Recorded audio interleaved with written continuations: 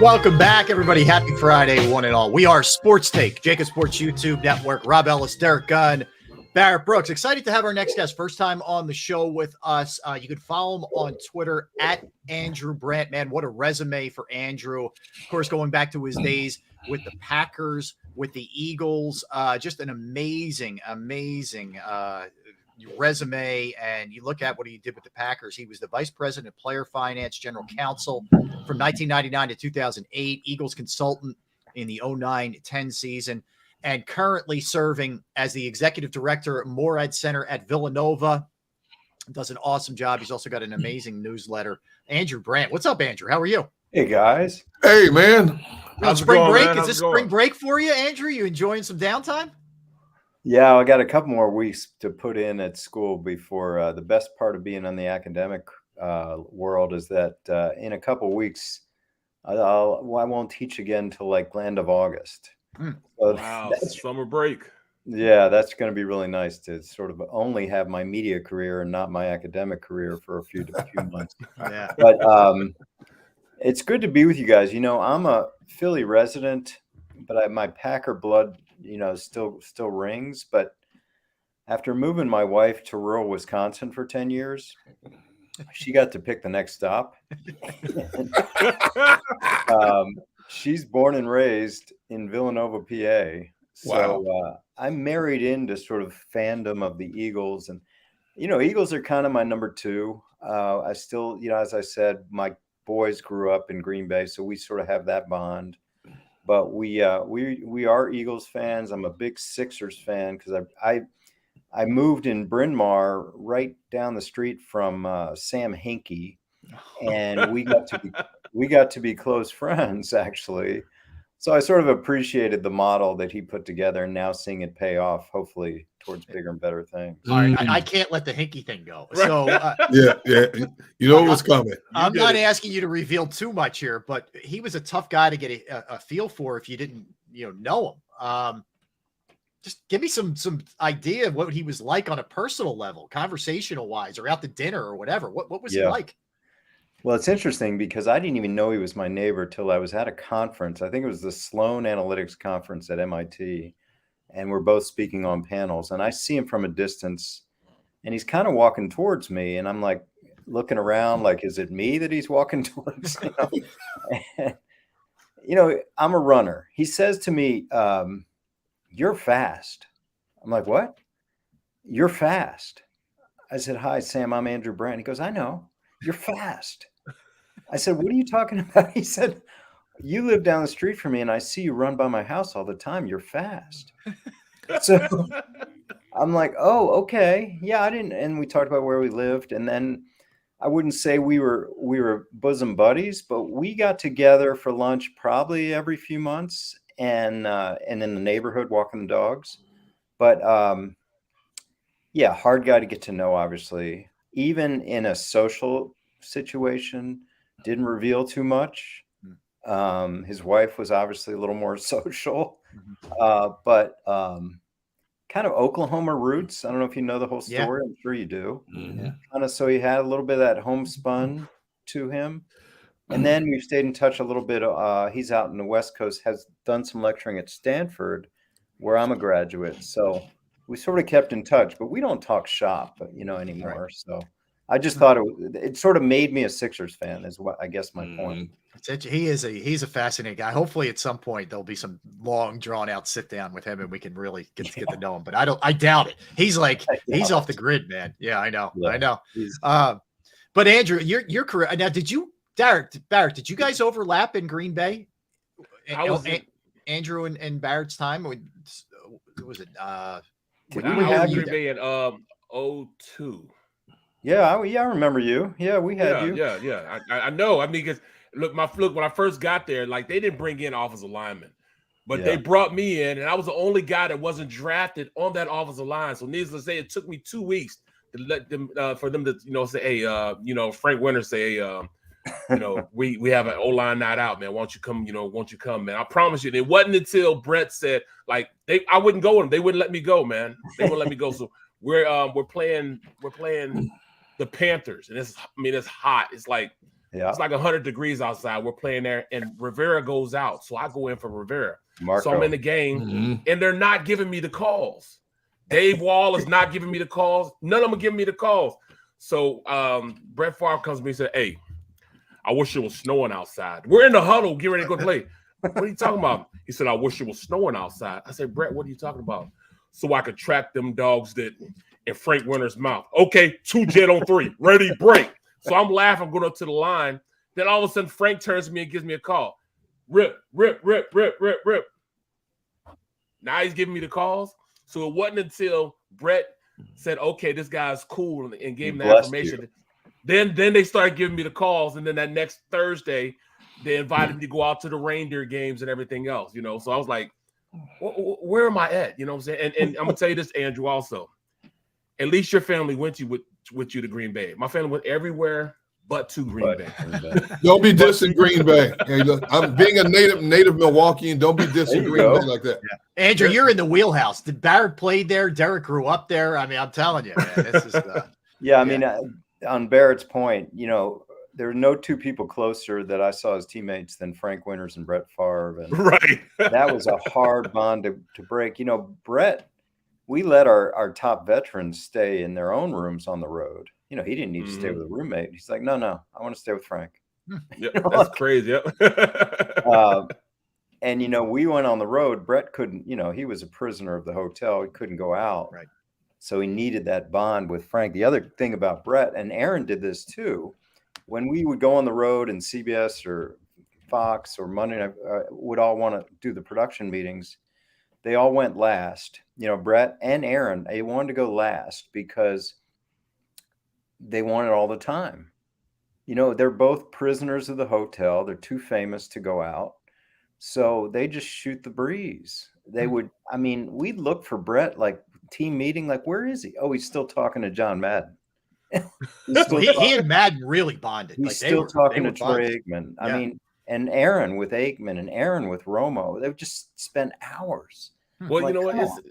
It's a decided advantage, you know, playing in Green Bay because, and people never knew this. Like I was in Detroit the year before that, and we're outside playing, and it's freezing outside. It's like a foot of snow. We're not getting anything done, you know, because there's too much snow outside. In Green Bay, if Brett saw one snowflake falling down, we're in the indoor. Go to the indoor. They never practice outside. They were in the indoor every single time, but everybody thought they were practicing outside. So it turned out to be like a decided advantage for them, even though they never practiced in it. Kind of crazy.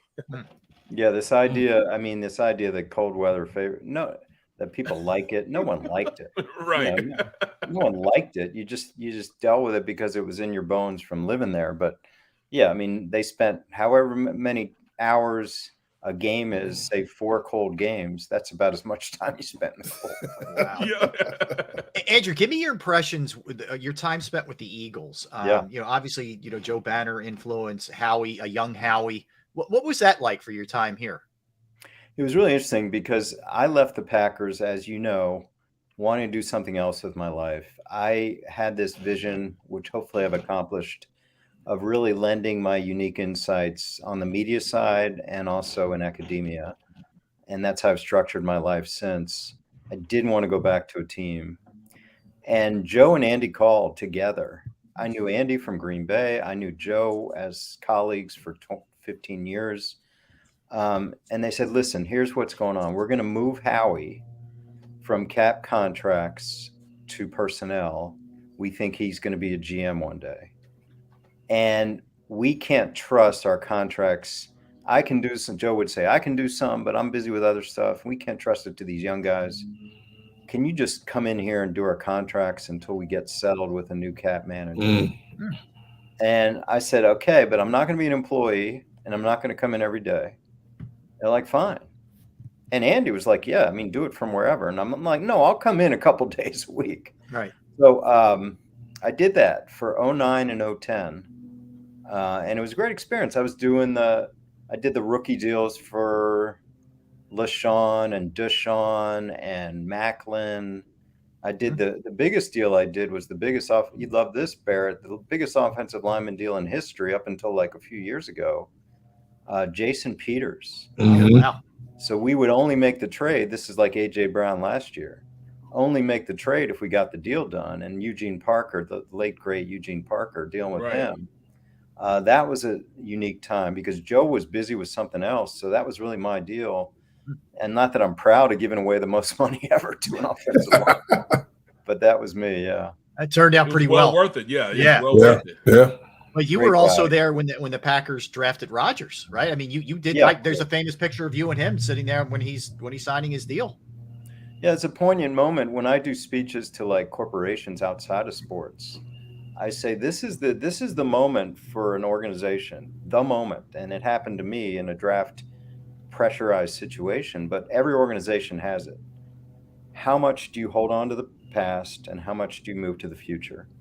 And we were making a decision with the most durable quarterback in the history of the sport, the base of the franchise still playing at a high level, that we were going to bring in a first-round quarterback. And there was combustion in that draft room. The coaches were so against it.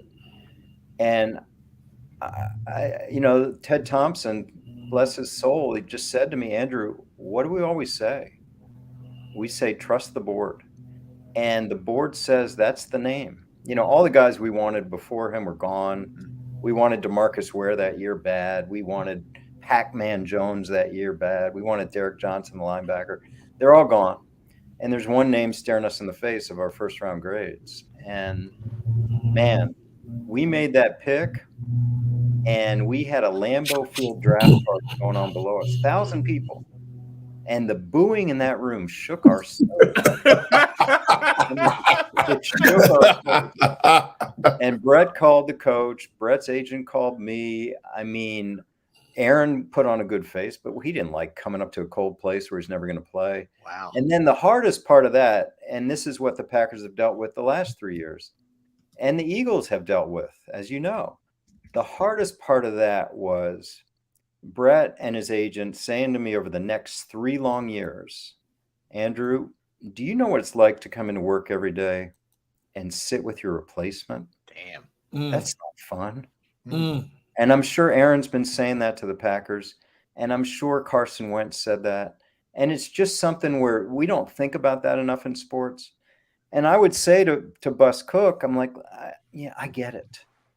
And then I'd have Aaron's agent calling me every week. Like, is he ever going to play? Like, is he ever going to play? That Brett's never going to retire. So what are you going to do? Are you going to trade him? And I'm sure Jordan Love's agent's been doing that. And I'm sure Hurt's agent was about to start doing that. So this is what happens behind the scenes. This is great stuff, by the way. Let me just say that it's fascinating, taking us behind the curtain a little bit. Well, all right. So let me ask you then. We're in a situation now in Philadelphia with Jalen Hurts, as you well know, where because he was a second rounder, he doesn't have that extra option year that the Joe Burrows of the world have. And we've seen how this can go wrong with Lamar Jackson. If you roll into that last year, it just can get ugly. What's your sense of what's going to happen here with Hurts, timing of it, money, the guarantee stuff? Because Deshaun Watson reset the whole market, Andrew. How do you see this playing out? Yeah, I mean, I had my symposium at Villanova last week. I had Howie on stage for an hour. He wouldn't really get into this, but Howie was, he made it sound like this is going to happen, I think, before, training camp. And this is I think it's even a tougher one for Hurts and his agent, who's a her, than the Eagles. The Eagles, it's pretty simple. You've got a guy making whatever he's going to make, $2 million. You throw a $30, $40, $50 million bonus at him. It's almost impossible for a player to turn that down. And then you get the back end that what you want, and I did this, Joe Banner did this. Basically got a guy in the last year of a rookie contract or 2 years left on a rookie contract that are going to be making peanuts. You throw a ton of money at him. It's almost malpractice to turn that down. And then the team gets the back end the way they want. Now, when I talk about back end, you get into the bigger discussion of guarantees. The typical deals outside of Deshaun Watson have been 2 or 2.5 years of full guaranteed money. And then basically like team options for 2, 3, 4, 5, 6 years. Mahomes has like an 11-year deal. Josh Allen has like a 9-year deal. And I think that's what the Eagles will probably go for. It's going to be up to Hurts to do a couple things. One is to fight off the urges to take the money and run. But more importantly, if there is going to be a break in how NFL contracts are done at the top, is Deshaun Watson contract going to be a precedent or just an aberration in the wind that is never followed up again? You have these three marquee faces of the franchise now with Joe Burrow, Justin Herbert, and Jalen. Are they going to push it? Because I just told you what teams are going to do. Yeah. They're going to give $40 million bonuses compared to making $2 million in 23. Right. Well, Andrew, when you look at Jalen's situation, because of what Arizona did with Kyler Murray and what Cleveland did with Deshaun Watson, is it a foregone conclusion in terms of where Jalen will land money-wise in the pecking order, or are there other little intricacies that we're not even thinking about that could lengthen the process a little bit longer than it should be? Yeah, I mean, I think the easy thing for people to sort of latch on to is, okay, what's going to be the number? Is it going to be 45 a year? Is it going to be 46 a year like Watson? Is it going to be 48 a year? What if Burrow goes first and gets 48? Is he going to get 50? Those kind of things. Like you said, Derek, the nuances are what excites someone like me. Kind of, I'm a more on the nerd side. Yeah. How much guaranteed? If things go south with Hurts, and we all expect that won't happen, but in 2026 and 2028, can the Eagles get out? And can they get out? Obviously, they would take huge cap hits, but they can get out without cash, meaning guarantees. Those are some issues. And then I always judge contracts. What's the 2-year cash? What's the 3-year cash? I think the strongest deal we've seen this year up right north of us, Daniel Jones. I mean, it's whatever it is over 4 years, but it's solid $84 million. So it's 84 over 2, rock solid. That is strong. For Daniel Jones, that's a strong deal. So he's guaranteed $84 million no matter what happens, and then we'll see what happens after 2 years. So I would look, if I'm negotiating for Jalen, before we get to any of the bigger stuff, like what's my 2-year cash? And am I getting close to 90 million in 2-year cash if Daniel Jones gets 84? Those are kind of the quick numbers. Right. Well, are we looking at grouping Herbert, Burrow together with Hurts, or are we looking, Jackson? I mean, which way? Tua? How are they looking at Jalen Hurts and him being a solid franchise quarterback when there's kind of a little indecision in Tua, indecision in Jackson? Well, we see that Burrows and Herbert are definitely franchise quarterbacks. I mean, how is this organization looking at Jalen Hurts and how they're going to pay him? I would think like the first two you mentioned. I'm looking at this new wave of those three. I'm looking at Joe Burrow, Justin Herbert, and Jalen. We would have never mentioned Jalen a year ago with those two. Right. And here we are. You mentioned it, Rob. He has a 4-year deal. Those other guys have 5-year deals, or they have 4-year deals plus an option year, which, of course, the teams exercise. So the good news for Jalen is that he's a year from free agency, but he's really not because there's franchise tags. And those guys are 2 years from free agency, and they're really not because of franchise tags. But those guys are scheduled to make a lot more money than Jalen. I don't have it in front of me, but they're, first-round picks in their third year are making, I don't know whether they're making $6 million, $7 million. And in the second round, you're making like $2 million. So. Yeah, I pull it up as we speak. Yeah, but that's the thing, and isn't it really, Andrew, in a lot of ways? And I'm surprised because Baltimore for so many years handled things so well from a front office perspective. Yeah, I can't figure out exactly what they're trying to do here. It's been this really one is messy. Scratching my head not only this year, last 2 years, because after his third year, that's when we're talking about with Jalen. Right. They didn't re-up Lamar then. They didn't re-up him after his fourth year. And then now didn't re-up him after his 5th year. And I'm like, what is going on there? And maybe, the agent thing's been played up, how he doesn't have one. And maybe he's just locked in on the full guarantee, because like I said, if no one's going to follow up Deshaun Watson, then no one's going to follow up Deshaun Watson. So maybe he's the one to try and try and try and try. But you're right, Rob. Something's going on there that we don't know about. They were kind of evasive in the press conference. You know, they could even take a quarterback. That wouldn't affect probably Jackson this year, but it would say that this is the last year. Now, is he going to stay away if they don't trade him? You know, that to me, that's the money discussion again. If he's got a $32 million tag, he may stay out till late August, but it just would be malpractice to not take $2 million a week come September. Yeah. That's like changing wealth. Yeah. Well, I got to ask you just to follow on that real quick. He doesn't have an agent. I mean, he's essentially it's his mom and he that are negotiating. Have you had that experience as a front office member where a guy represented himself? And this is big stakes for sure. Yeah, I don't know what's going on there. I feel for Eric DaCosta because you know what, guys? The guys came to me. You know some of these guys, Barrett, but I'll keep their names confidential. They said, "Hey, Andrew, you're a former agent. You're cool. You know, I don't need an agent. Let's do it." And I'm like, "Great! This is going to be awesome. I'm going to have fun with this. I know these guys. I like these guys." Bottom line, terrible. I hated it. I hated it. You have to tell them stuff they don't want to hear. As you know, negotiations are raw. They're emotional. Like I'm telling guys, they're not as good. Guys see it very simply. Players, team, you know, pick a team. They paid a guy X. I'm better than that guy. Yep. Give me more than X. Yeah. And when I would say, well, he was a year closer free agency, or we're paying Brett top of the line, and their quarterback makes $4 million, like they don't want to hear that. You know, they're like, I don't care about that. I don't care about your cap. I don't care.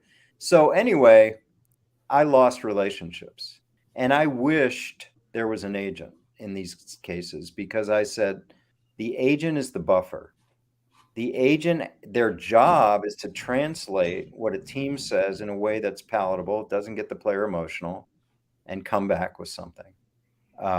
So I don't know what's going on with Lamar. I mean, it can't be about saving money because there would be great agents willing to do it for a song because he's Lamar Jackson. So it is a very emotional experience negotiating directly. Well, Andrew, I've been waiting to ask you about this one because this is close to home with the Aaron Rodgers situation. Yeah. Now you look at the gold mine Seattle got for sending Russell Wilson down to Denver. If I'm Green Bay trying to shop Aaron, I'm saying, well, wait a minute, this guy's a first ballot Hall of Famer. Okay. And on the Jets side, we're not giving you the keys to the kingdom the way Seattle did. Now, obviously, Green Bay wants to move him, but he's handcuffing them, and they can't do certain other things because he's still handcuffing them. The Jets are building this monster team and bringing all these pieces in on the premises that Aaron is coming. Who buckles first in the situation to give in? Yeah, I mean, I maybe showing my Packer bias because I've been saying it's the Packers with all the leverage here because at the end of the day, they both lack some leverage, Derek, because it seems like the Packers only have one suitor. Jets, yeah. And then it seems like the Jets have no other option. I mean, they're not going to Zach Wilson. They're not trading for Ryan Tannehill. It's Aaron. It's Aaron or bust. I think if this plays out the next couple of months, I think it's more likely another team comes out of the woodwork for Aaron than it is the Jets pivot somewhere else. So at the end of the day, I think the Packers have more leverage. If they didn't have more leverage, this deal would be done. But as you said, we're in a different marketplace, Derek. I'm not exactly sure why. What Seattle got for Russell Wilson, I mean, and Lamar what's up with Lamar Jackson? Again, like Lamar Jackson compared to Russell Wilson. So and then, on the rookie side, when Carolina's given up all that capital for the number one pick, I almost get it more. And the reason is money, because they're going to pay CJ Stroud or Bryce Young less over 4 years than Lamar would make over 1 year. Yep. So I get it on the money side, but I don't get it. On the Aaron thing, the obvious points. Aaron, as I know so well, you guys know, is a different cat. Is he going to play past 23? That's a legitimate question. And he's got $60 million, back to the money. But, all these teams like Las Vegas chose Jimmy Garoppolo. I mean, I don't know what's going on, with some of these teams. Well, I thought would be in it for Aaron. Well, let me ask and you this then. maybe some lessons learned, like, Wow. the Indianapolis lessons with Carson and with with Matt Ryan. You just don't want to do this year-to-year thing. Well, let me ask you this then. Is there, with you being, a front office executive, is there a little collusion between the owners and players, not, saying, all right, we're going to cut this off at the head. All these, guaranteed contracts for quarterbacks, that's out the door. Because at this point, Cleveland they got to set aside the little kitty bank over there, for, the entirety of his contract, because, it's money that, they have to have there for him. Is there something between those guys, like an unwritten now, say, hey, don't do this anymore? I mean, are they saying that, amongst each other? And will they stay firm, Andrew? Owners cave sometimes on this kind of stuff. Do you believe they will stay firm on it? It seems like it. It seems like it. The problem for this next wave is what I've talked about with Jalen, with Burrow, and Herbert. The problem is the rookie contract system and the tag system. The only way you create incredible leverage as a player is either at or approaching free agency. Deshaun Watson, this is the most ironic and really uncomfortable thing to talk about of all, is that through his own misbehavior, he created a perfect storm. He created a young quarterback that the Texans did not want. And then they had an auction. And the auction produced 4 teams. And the last team in the mix for Watson going in was Cleveland. And Cleveland was out. He's a Southern kid. He wanted the Saints. I know a lot about this. He wanted the Saints or the Falcons or the Panthers. And Cleveland was out. And lo and behold, not only was Cleveland back in, they got him. And they got him because of this. There's no other reason, right? He doesn't like Cleveland. He doesn't want to be in the North. They got him because of this. And it set off a storm. We even heard Bisciotti, the owner of the Ravens, talk about this 1 year ago at the owners' meetings. And, Barrett, I'm a lawyer. If there was legal smoking guns about collusion, we would have heard about it by now. So this is like Kaepernick. Is it the legal definition of collusion? No, it's not meeting. There are no smoking gun texts and emails and communications. Is it a de facto collusion? Of course it is. Of course it is. Scotch. Same with Kaepernick. You can't prove it in court. Right. That's right. It's happening. It's happening and that's why I guess I fear, as if I'm talking as a player's contract advocate, and I've been on both sides, as you know, I fear that the moment is passing. Like, we're going to be on this podcast in 10 years, God willing, and say, oh yeah, remember that one guaranteed contract we had back in 2022 with the guy that molested the massage therapist? Right. Yeah. Like, that's going to be it, I fear. Wow. Now, Kirk Cousins got 3 years, so maybe there's a 3-year out there. And Andrew, I have to ask you this because I followed your career for so long. As a negotiator, when you were sitting across the table, and I know Joe Banner well, and Joe Banner and we had great conversations, and we'd also have heated battles when we were different opinion. And Joe would tell me all the time, I'm not here trying to be a player's friend when I negotiate with him. Whereas Howie has told me a number of times, he wants to get to know the players. He wants a personal relationship. Where were you? Because there are a lot on both sides of the ledger when you talk about negotiators. What type of negotiator would you describe yourself as? It's a great question. I'm different than Joe. I come from the agent side. So when I switched sides to go to Green Bay, I mean, I was literally 1 week representing players, and the next week I'm on the other side in 1999. And I'm like, my last client, by the way, was Ricky Williams, who left me for Master P. So that's oh my God. I didn't know that. No limit. Oh my no limit. Yeah, no limit. And I luckily, Hasselbeck was key because Matt was my client by the way, he's a huge favorite of Andy Reid. Andy and Matt are extremely close. Huh. And then one day I moved from Matt being my client to Matt being my whatever underling. So he was good and sort of smoothing, like, hey guys, this guy's really cool, you know. But it is tough. I guess I'm more like Howie. I never wanted to be, quote, the guy upstairs. Mm-hmm. You know, I wanted them to feel comfortable that I'm doing my job. Here's a story that, you know, when I first got to the Packers, I felt like, okay, I'm going to prove that I'm this master negotiator. And I had a couple of inexperienced agents for young players. And I frankly, I got over on these guys. Mhm. I did deals that were not good for them. And you know what? That was bad. That was a bad part of my career, because then I had agents and players giving me the side eye, like, you know, you got over on me. And I changed. In the latter part of my career with the Packers, I became an easier negotiator, which you wouldn't think, counterintuitive, and a better negotiator, because I realized the value of relationships, leaving things on the table, knowing I'm going to deal with guys over and over again. The agent community is extremely small. Same guys that I competed with 25 years ago are out there today. Drew, Joel Siegel, Jimmy Sexton, David Dunn, PAA, Octagon. They're all the same. Like, these guys are, I'm like, how do you guys still keep at it? You know, what are you doing? Like, 55 years old, chasing 20-year-olds around the country. I couldn't do it anymore. But anyway, you learn. It's a long horse race. So don't be an ass. Wow. I'll tell you what, man, this has been awesome.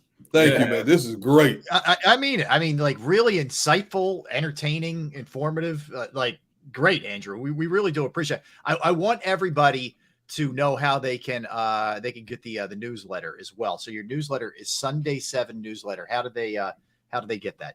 Yeah, I mean, to start, I do a column for Sports Illustrated. I do a podcast, and I have all this content. I was trying to figure out a way about a year ago. How do I get it all out there in one place?